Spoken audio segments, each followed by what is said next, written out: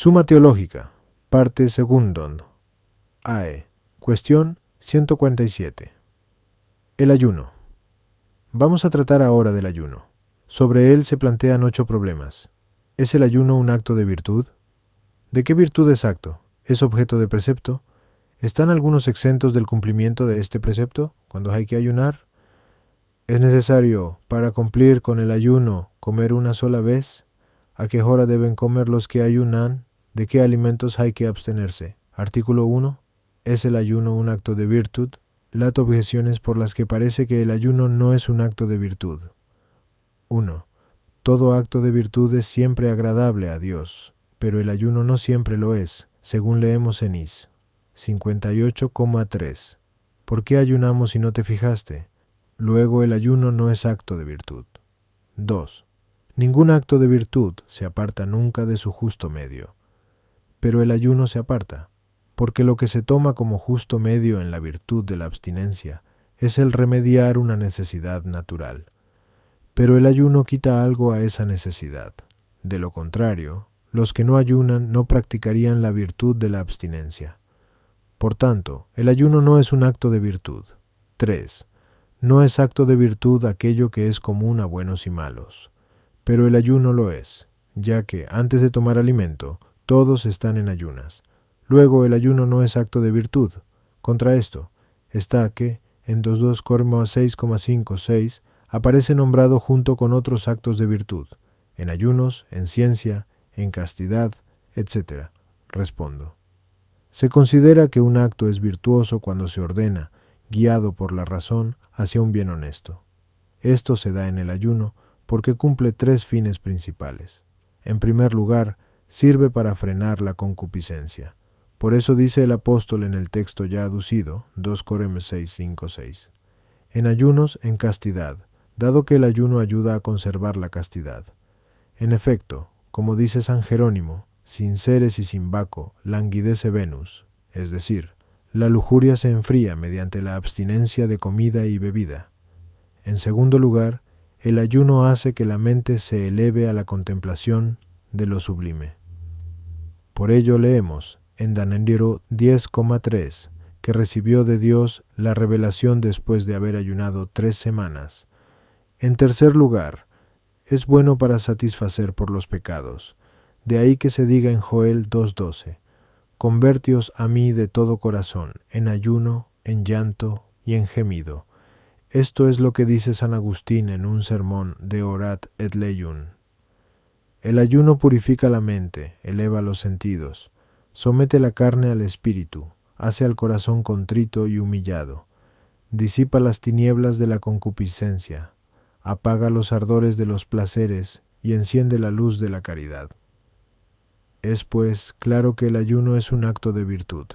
A las objeciones, 1. Puede suceder que un acto virtuoso en sí mismo se vuelva vicioso por alguna circunstancia accesoria.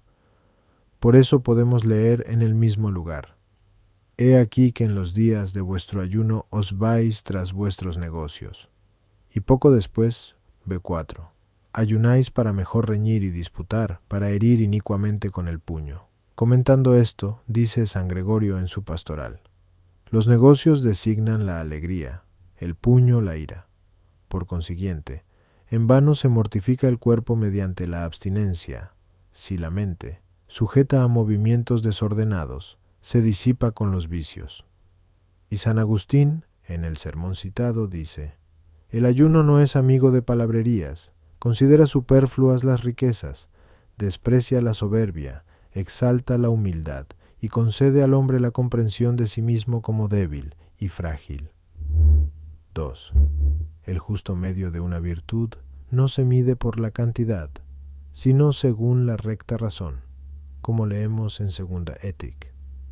Y la razón aconseja que por algún motivo especial un hombre tome menor cantidad de alimento que la que le correspondería en circunstancias normales, para evitar una enfermedad o para realizar con más agilidad algunos ejercicios corporales.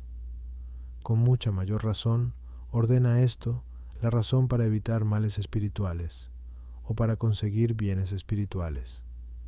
Sin embargo, La recta razón no quita el alimento en tanta cantidad que no se atienda a la conservación de la naturaleza, porque, como dice San Jerónimo, no importa que te destruyas en corto o largo tiempo, y ofrece holocausto fruto de rapiña quien castiga inmoderadamente su cuerpo con una excesiva escasez de alimento, o quitando demasiado a la comida o al sueño.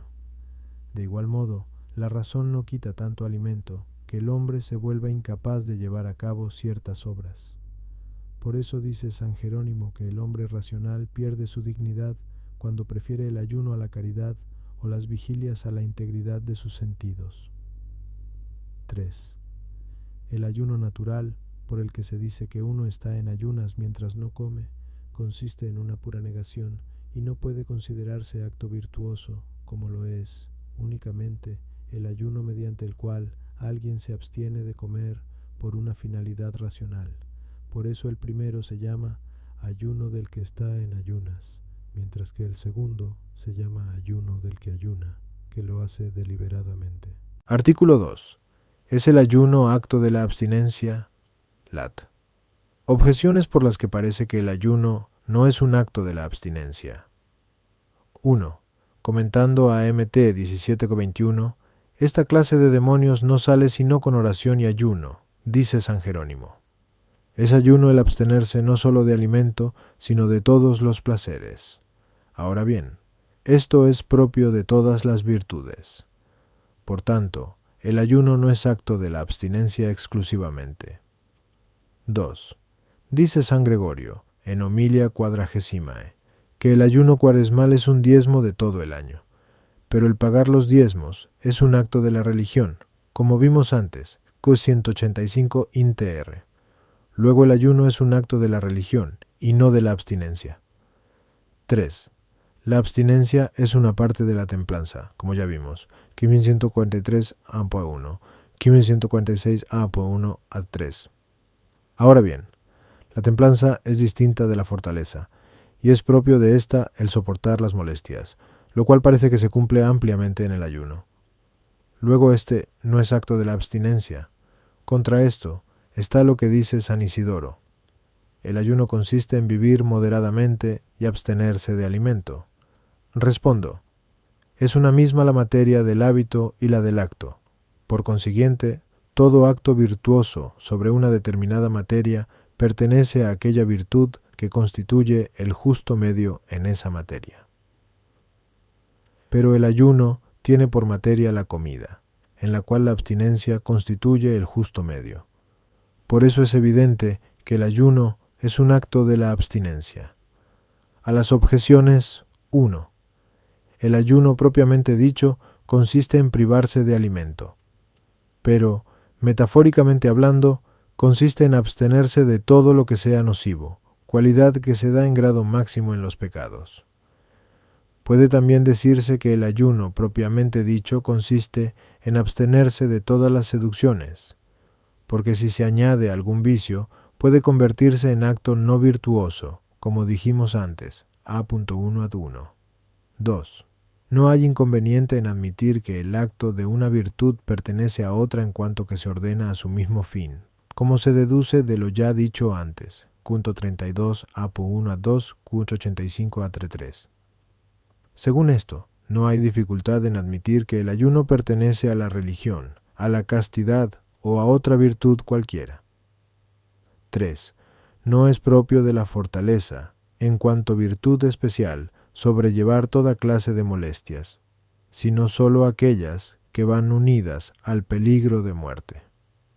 Ahora bien, el soportar las molestias derivadas de la falta de deleites del tacto pertenece a la templanza y a sus partes.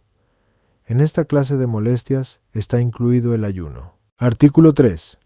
¿Es el ayuno objeto de precepto? Lat. Objeciones, por las que parece que el ayuno no está sujeto a precepto. 1.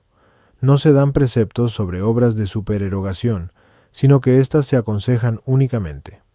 Una de ellas es el ayuno. De no ser así, habría de ser guardado en todo tiempo y lugar de igual modo. Luego, no es objeto de precepto. 2. Quien no cumple un precepto peca mortalmente. Luego, si el ayuno estuviera sujeto a precepto, todos cuantos no ayunaran pecarían mortalmente, lo cual equivaldría a poner a los hombres una gran trampa. 3. Dice San Agustín en su obra De Vera Relic: la sabiduría divina, encarnada en un hombre, el cual nos llamó a la libertad, instituyó unos pocos sacramentos sumamente salutíferos para que unieran al pueblo cristiano en una sociedad, es decir, a una multitud libre bajo un solo Dios. Ahora bien, parece que la libertad del pueblo cristiano se vería perjudicada por la multitud de preceptos, al igual que por la multitud de sacramentos, puesto que dice también San Agustín en su obra Ad Inquisitiones y Annuari: algunos imponen cargas serviles a nuestra religión, la cual Dios quiso que fuera libre, imponiéndole la celebración de muy pocos sacramentos. Por consiguiente, parece que el ayuno no debería ser objeto de precepto por parte de la Iglesia. Contra esto está el testimonio de San Jerónimo, quien dice en su Ad Lucinum, hablando del ayuno: actúe cada provincia según su prudencia, y observe los preceptos de sus antepasados como leyes apostólicas. Luego el ayuno está sujeto a precepto. Respondo: del mismo modo que incumbe a los gobernantes de este mundo establecer preceptos legales que determinen el derecho natural sobre materias de utilidad común en cosas temporales, así también los prelados eclesiásticos pueden exigir, mediante leyes, el cumplimiento de aquellas cosas que pertenecen al bien común en el orden espiritual. Ahora bien, ya dijimos, A1, que el ayuno es útil para borrar y para evitar la culpa y para elevar el espíritu hacia los objetos espirituales, y cada uno, siguiendo el dictado de su razón natural, está obligado a cumplir únicamente el ayuno que le sea necesario para lograr estos fines. Por eso, el ayuno en común está sometido a un precepto de la ley natural, pero el determinar el tiempo y el modo de ayunar según la conveniencia y utilidad del pueblo cristiano está sujeto al precepto de derecho positivo que fue establecido por los prelados eclesiásticos. Este es el ayuno de la Iglesia y el otro, el natural. A las objeciones. 1. El ayuno, en sí mismo, no designa algo opcional, sino penal, y se convierte en opcional en cuanto que es útil para alguno. Por eso, considerado de un modo absoluto, no es necesario con necesidad de precepto, pero lo es para quien necesite de este remedio. Y dado que la mayoría de los hombres lo necesitan, bien sea porque, como se dice en JDS 3.2, todos pecamos mucho, o bien porque la carne desea en contra del espíritu, como leemos en Gal 5.17. Fue conveniente que la Iglesia estableciera la observancia de algunos ayunos por parte de todos, no para imponer como precepto algo que es de supererogación, sino para determinar en particular lo que es comúnmente necesario. 2.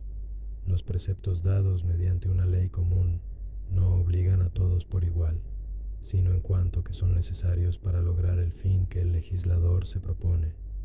Si alguien, al no observar lo mandado, desprecia su autoridad o impide el fin que se ha propuesto, peca mortalmente. Pero si, por un motivo razonable, uno no guarda lo mandado, sobre todo en el caso en que, si el legislador mismo estuviera presente, juzgaría que no había obligación de cumplirlo, tal transgresión no constituye pecado grave. De ahí que no todos los que no cumplen totalmente los ayunos de la Iglesia pecan mortalmente. 3. San Agustín, en el lugar citado, habla de cosas que no están en la autoridad de las Sagradas Escrituras, ni se encuentran mandadas en los concilios de obispos, ni han sido corroboradas por la costumbre de la Iglesia universal. Pero los ayunos que son de precepto fueron mandados por los concilios de obispos y corroborados por la costumbre de toda la Iglesia. Además, no atentan contra la libertad del pueblo fiel, sino que más bien son útiles para impedir el ser esclavos del pecado, el cual va contra la libertad espiritual, sobre la cual leemos en Gal 5.13: vosotros, hermanos, habéis sido llamados a la libertad. pero cuidado con tomar la libertad como pretexto para servir a la carne. Artículo 4. ¿Están todos obligados a guardar los ayunos de la Iglesia? Lat. Objeciones por las que parece que todos están obligados a guardar los ayunos de la Iglesia. 1. Los preceptos de la Iglesia obligan como los preceptos de Dios, teniendo en cuenta Lequi 10:16. El que os escucha a vosotros, me escucha a mí. Ahora bien, todos deben guardar los preceptos de Dios. Luego todos están obligados a observar los ayunos establecidos por la Iglesia. Tú, parece que los más excusados del ayuno son los niños, debido a su edad. Pero los niños no están dispensados, puesto que en JL 2:15 se dice, santificad el ayuno, y a continuación, traed a los pequeños y a los niños de pecho. Luego, con mucha mayor razón, están obligados a cumplir el ayuno todos los demás. 3. Debemos anteponer lo espiritual a lo temporal y lo necesario a lo que no lo es. Pero las obras temporales tienen como finalidad un lucro temporal, e incluso la peregrinación, aunque tenga por fin un bien espiritual, no es necesaria. Por tanto, dado que el ayuno se ordena a algo espiritualmente útil y es necesario por disposición de la Iglesia, parece que el ayuno no debe dejar de guardarse por una peregrinación ni por obras corporales. Más todavía, es preferible hacer algo por propia voluntad que por necesidad, como se deduce de 2 Cor 9,7. Pero los pobres suelen ayunar por necesidad, dada su falta de alimentos. Luego, con mayor razón, habrá que ayunar por propia voluntad. Contra esto, está la opinión según la cual ningún justo está obligado a guardar el ayuno. En efecto, los preceptos de la Iglesia no obligan contra la doctrina de Cristo, quien dijo en Leque 5:34, los amigos del esposo no pueden ayunar mientras el esposo está con ellos. Ahora bien, Él está con todos los justos, habitando espiritualmente en ellos, según leemos en MT 28:20. He aquí que yo estaré con vosotros hasta la consumación de los siglos. Por tanto, los justos no están obligados a ayunar por disposición de la Iglesia. Respondo, como dijimos antes, 1.2Q, 96a, 6. Los preceptos comunes se dan para bien de la comunidad.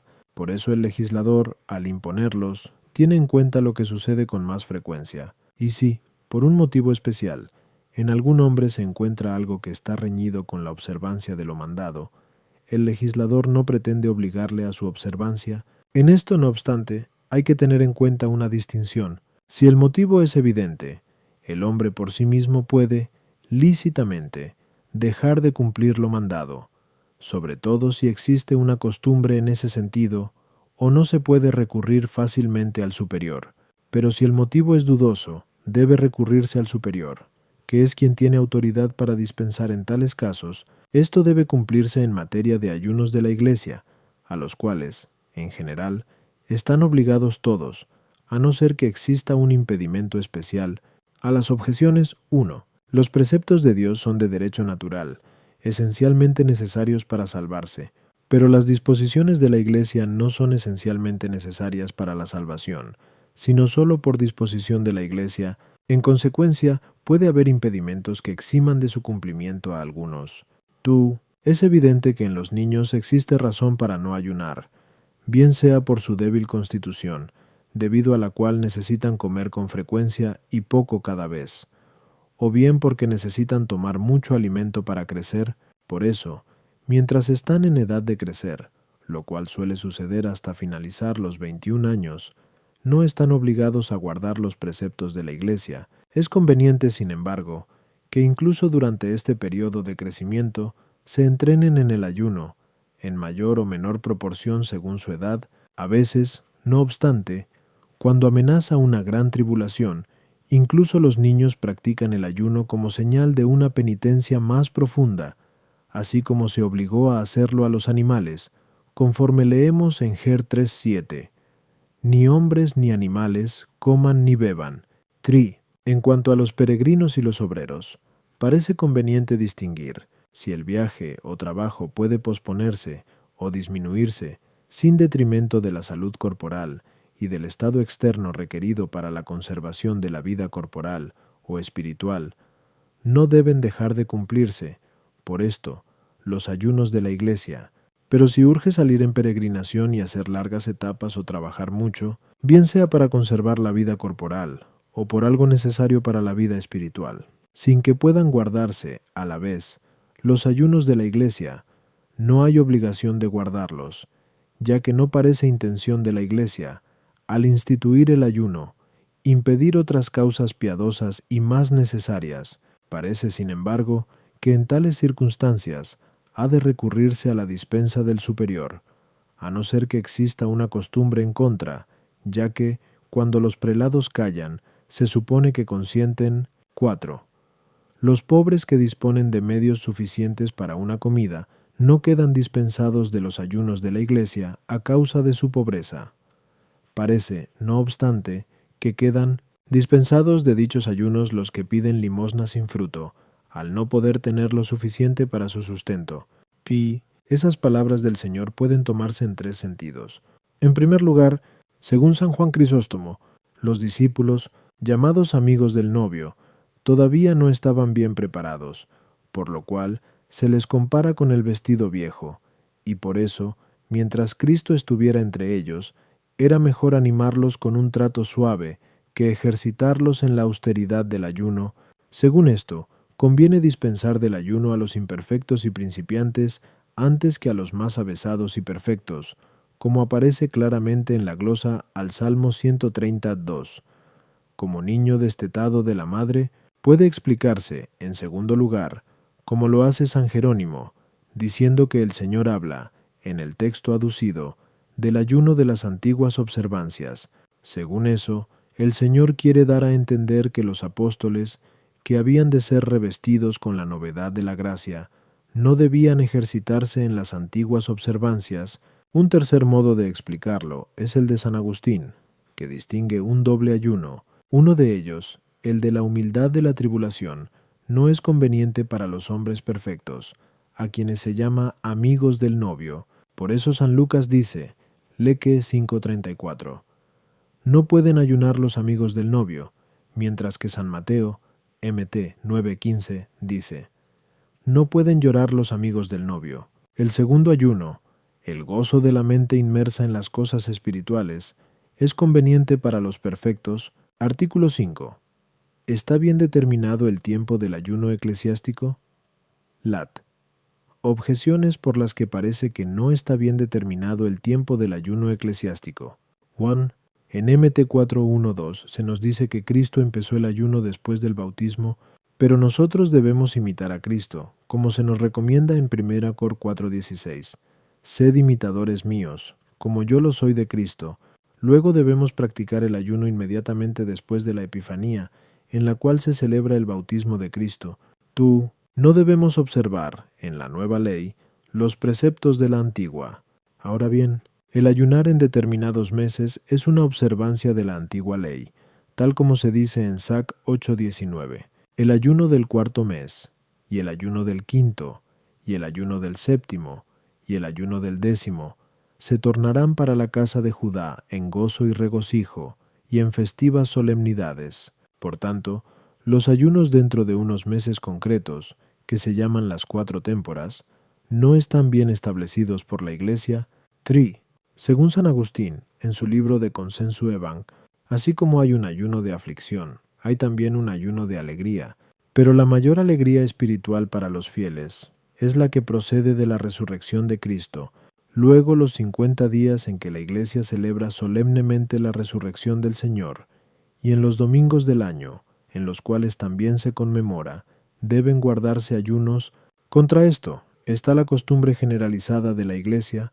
Respondo. Como dijimos antes, a 1 y 3, el ayuno cumple 2 finalidades: expiar la culpa y elevar la mente a las cosas divinas. Por eso fue especialmente necesario establecer ayunos en las ocasiones en que era conveniente limpiar de pecado a los hombres y hacer que la mente de los fieles se elevara hacia Dios por la devoción. Esto se cumple de un modo especial en el tiempo anterior a la solemnidad de la Pascua, cuando los pecados se borran mediante el bautismo, el cual se celebra solemnemente en la vigilia pascual, al recordarse la sepultura del Señor, ya que por el bautismo somos sepultados con Cristo en la muerte, según se dice en Rom 6:4.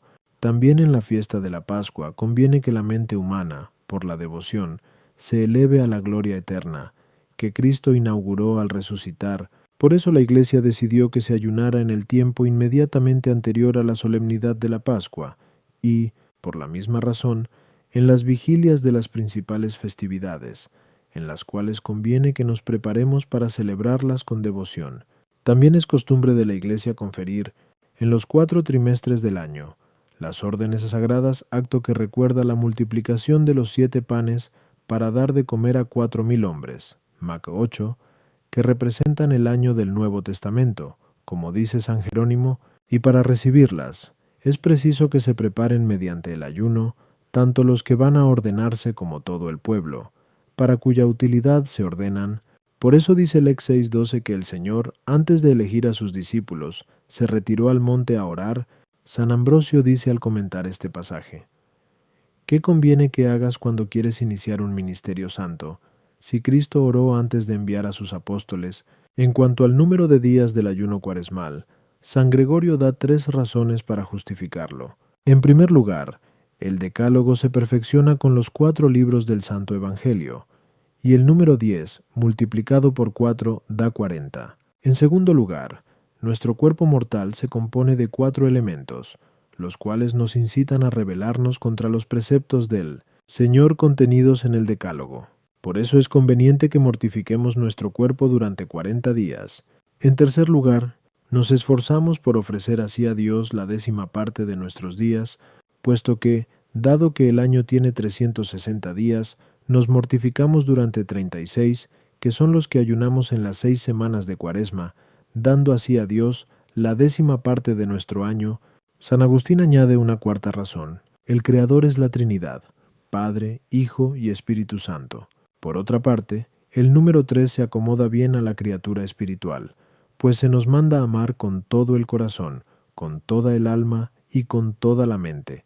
Por su parte, a la criatura visible se adapta el número 4, por estar compuesta de 4 elementos: calor, frío, húmedo y seco. Así, pues, el número 10 significa todo lo que existe.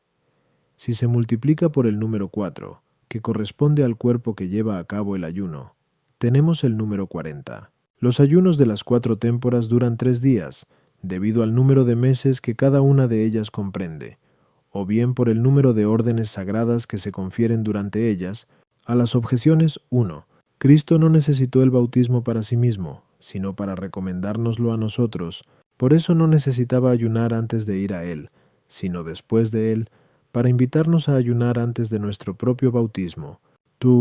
La Iglesia no observa los ayunos de las 4 témporas en los mismos días que los judíos, ni por las mismas razones. En efecto, ellos ayunaban en julio, 4º mes a partir de abril, que era el primer mes para ellos, porque fue entonces cuando Moisés, al bajar del monte, rompió las tablas de la ley, Ex 32:19, y cuando, según Jeremías, Ger 52:6, se destruyeron las primeras murallas de la ciudad, ayunaban también en el 5º mes, que nosotros llamamos agosto, mes en que, al producirse la sedición levantada por los exploradores en el pueblo, se les prohibió subir al monte.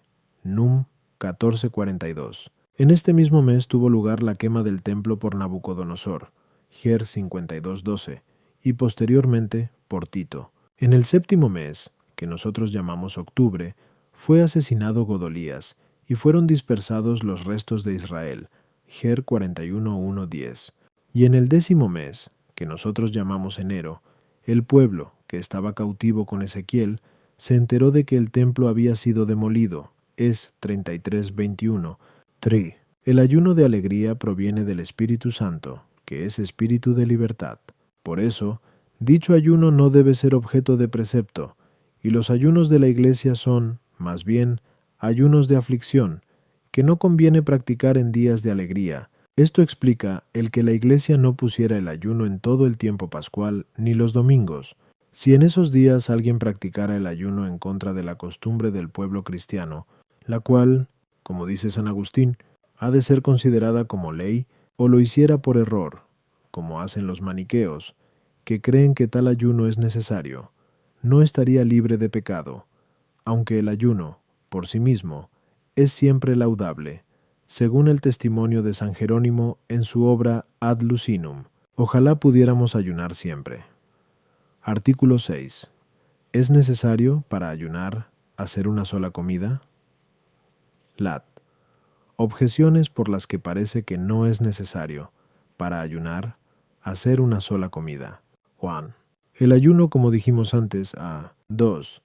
Es un acto de la virtud de la abstinencia, la cual tiene en cuenta tanto la debida cantidad de comida como el número de comidas. Ahora bien, a los que ayunan no se les mide la cantidad de alimento. Luego tampoco ha de tenerse en cuenta el número de comidas. El hombre se nutre tanto de comida como de bebida, pero la bebida rompe el ayuno, de tal modo que no podemos recibir la Eucaristía después de haber bebido. No obstante, no está prohibido beber varias veces al día. Luego tampoco debe prohibirse, cuando se ayuna, hacer varias comidas en el día. Los electuarios son alimento, y sin embargo, muchos los toman, en días de ayuno, después de la comida. Luego el hacer una sola comida no es esencial al ayuno. Contra esto, está la costumbre generalizada entre el pueblo cristiano. Respondo. La Iglesia establece el ayuno para dominar la concupiscencia, pero conservando la naturaleza. Ahora bien, para esto parece suficiente una única comida, con la que el hombre puede cumplir con la naturaleza y a la vez aminorar la concupiscencia, reduciendo el número de comidas. Por eso la Iglesia ha establecido que los que ayunan hagan una sola comida al día. A las objeciones, 1. No se puede establecer la misma cantidad de comida para todos, ya que la distinta complexión de los cuerpos hace que unos necesiten más comida que otros. Pero, como norma general, todos pueden cumplir con la naturaleza haciendo una sola comida. Existe una doble clase de ayuno. 1. El natural. Es necesario para tomar la Eucaristía y se rompe con cualquier bebida, incluso con el agua, de modo que, si se toma, no puede recibirse la Eucaristía.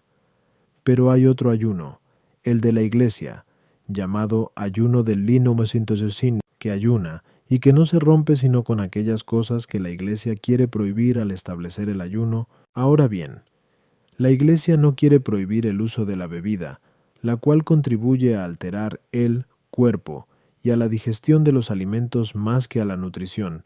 Aunque alimente algo, el que abuse de la bebida puede pecar y perder el mérito del ayuno, al igual que si come demasiado haciendo una única comida.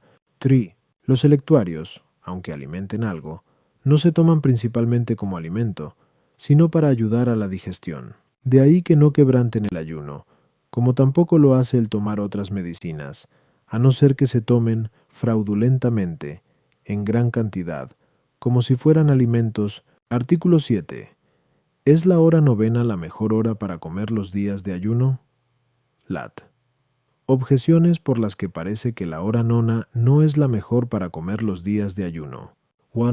La vida en el Nuevo Testamento es más perfecta que la del Antiguo, pero en el Antiguo Testamento ayunaban hasta la hora de vísperas, ya que en Lev 23:32 se dice: «Es sábado, mortificaréis vuestras almas», y después añade: «Celebraréis vuestros sábados de víspera a víspera».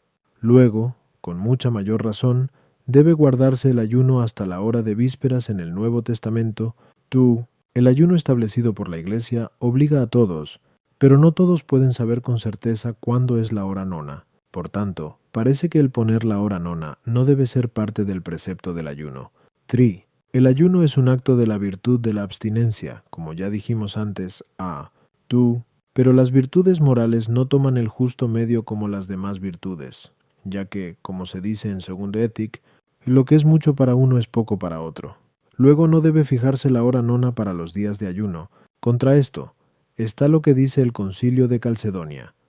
No debe considerarse que ayunan en Cuaresma quienes comen antes del oficio de vísperas, el cual tiene lugar después de la hora nona en Cuaresma. Luego hay que ayunar hasta la hora nona. Respondo. Como dijimos antes, a 1 y 3, el ayuno tiene como finalidad borrar y prevenir la culpa. Por ello conviene que añada algo a la costumbre común, pero sin gravar mucho a la naturaleza. Ahora bien, es costumbre común el comer hacia la hora sexta, bien porque parece que ya se ha hecho la digestión, al contrarrestar el calor interior natural, mediante el frío de la noche y la extensión del humor a través de los miembros, mediante la ayuda del calor del día, hasta que el sol llega a su cenit, o bien porque la naturaleza del cuerpo humano necesita, a esa hora, fortalecerse contra el calor externo del aire para evitar que los humores internos se resequen. Por ello, para que la persona que ayuna experimente alguna mortificación para satisfacer sus culpas, se pone la hora nona como hora conveniente para los días de ayuno. Por otra parte, esa es la hora de la pasión de Cristo, que se terminó hacia la hora nona, cuando, inclinando la cabeza, entregó su alma. Joretaen 19:30. En efecto, los que practican el ayuno, al castigar su carne, se configuran con la pasión de Cristo según Gal 5:24. Los que son de Cristo han crucificado su carne juntamente con los vicios y concupiscencias. A las objeciones, 1. La vida del Antiguo Testamento se compara con la noche y la del Nuevo con el día, conforme a lo que leemos en Rom 13:12. Pasó la noche y se acercó el día, por eso en el Antiguo Testamento se ayunaba hasta la noche, cosa que no se hace en el Nuevo. Para el ayuno se requiere una hora aproximada, no exacta, ya que basta la estimación común, que sabe poco más o menos cuándo es la hora nona. Un aumento módico, al igual que una pequeña sustracción, hace poco daño. Ahora bien, no media mucho tiempo entre la hora sexta, en que los hombres suelen comer, y la hora nona, que se establece para los días de ayuno. Por eso tal determinación del tiempo no puede hacer mucho daño a nadie, cualquiera que sea su naturaleza.